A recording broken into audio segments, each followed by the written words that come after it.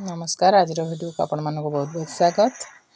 देखंतु मु आज ये 8-10 दिन सर को जमैकी रखी एबे मु ताको ग्राइंडिंग करबा पय नेछि। एठी देखंतु मु 2-3 चामच नै जाईछि। एथरे मु गोटे ग्लास पानी दे देबी। जार अधा ठारू टिके अधिक नेबे, अधिक नेले साधारणतः छिटिकी के पड़ी जाए। एठी देखंतु मु पानी नै जाईछि। एबे आको नै कि ग्राइंडिंग कर दबा।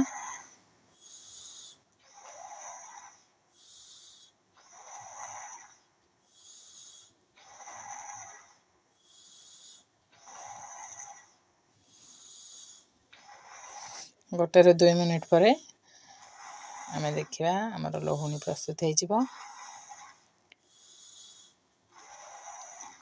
एबे देखंतु लोहुनी केमती हे जाईछि।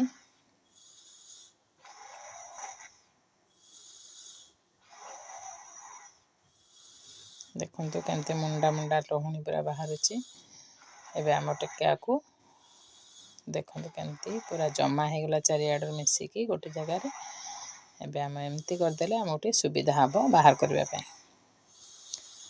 एमती हम सब गुडे को ग्राइंडिंग करनबा। मु 8-10 दिन रो सर को रखितली। 2 लीटर खीर प्रतिदिन आसे। मु ताको फ्रिज रे रखि दिए फुटिकी ठंडा हला परे आ सेथरो सरटा बाहर करके जमा करनी।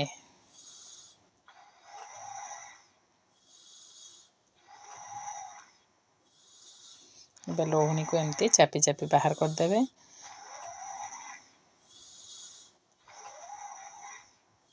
देखंतु केमते बाहर करछि।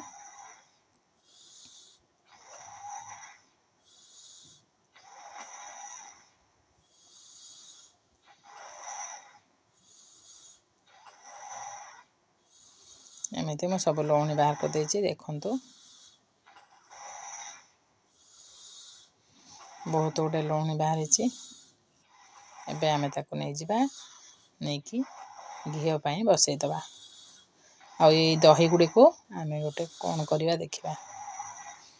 आगे घियो बसै नवा तापर चिंता करबा दही रो कोन करबा। एबे देखंतु गैस को लगे दबा। लोहुनी को बसै दबा।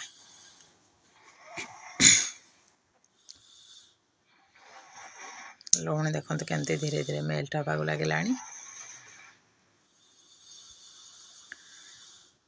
एमती ताको मझिरे गोळेई देबे नले बहुत जो तळे हमर घियर जो बळका अंशोडा बसी जाए, बेसी बसी जीवो। मु सेति पय गोळेई निए तादरे कि जहा तळे लागि थाए आ अधिक नष्ट हुएनी। बासन रे भी कष्ट हुएनी माजिबा पय। मु एटा को एमती करिनी।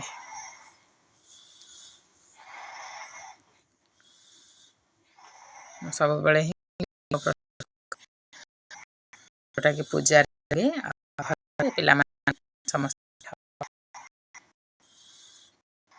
एबे देखंतु मु चुली नगे देछि। एटा काठ चुली मु रखिछि। सब बेले व्यवहार न कले भी मझिरे मझिरे निश्चित मु आको व्यवहार करे। भल लागे टिके टिके मझिरे जो बे समय थाए मु एटा करे। समय न थाए तो गैस रे करे। देखो गोटे चामच दही रखिछि काइना पुणी आउ तार देहरे पके कि मु दही पुणी प्रस्तुत करिवि। सर ता देहरे पकेइवि। एबे देखंतु मु दही ढाली नेछि। जेते दही थिला ताको मु घोडे नेछि। 2 मिनिट रे परे देखिबे छेना प्रस्तुत हवा स्टार्ट हे जिवो। एबे तो प्रस्तुत हवा स्टार्ट हेइनी, धीरे धीरे हबो।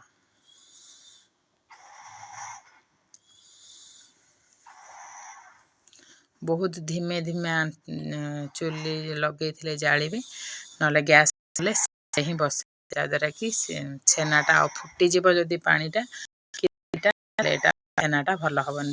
छेना सुथि जे देखुनी आपन टिके आडे की देखेइली। देखंतु छेना प्रस्तुत स्टार्ट हे जाईछि। याको पूरा आधा घंटे बसेबा पय पड़िबो जादरा कि एटा टिके टाण हे जिवो। नले बहुत सॉफ्ट हेले एटा धरी हबनी हातरे।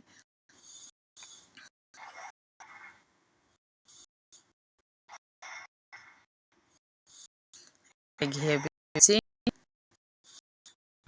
बसछि। एबे देखंतु घी पूरा हेई आसलानी। फेण लास्ट रे एमती फेण हबो। ताको टिके से टाइम रे गोळेबे नले एटा उतरी आसे।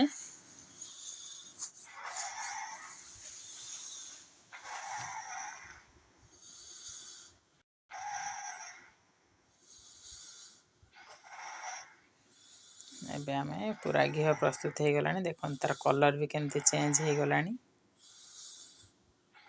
गोल्डन कलर पूरा आसी जाइए एबे पूरा घी रेडी आमे ताको बंद करदे गैस को एबे बंद करदे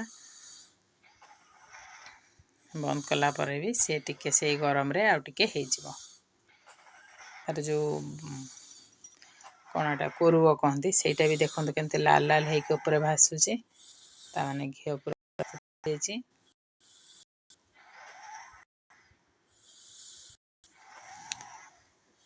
प्राय 20 रु 30 मिनिट एटा लगी प्रस्तुत मुझे सिम रे ही बसई थी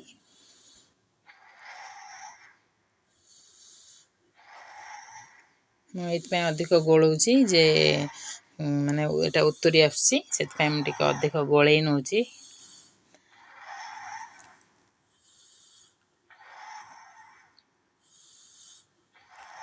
घी टिके देखते केमती पड़गला गोल गोल एबे चलतु आम गैस को बंद करना एबे हो गलानी पूरा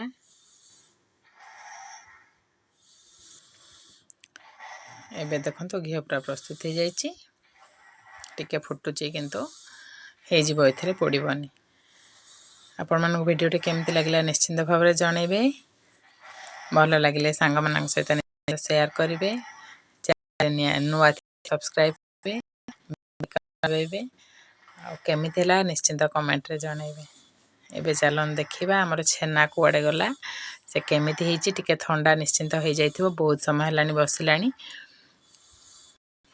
एबे चलन देखिबा देखंतु छेना एटी केमिति हेची मु त आपन भांगी देखौची छेना केमिति हेची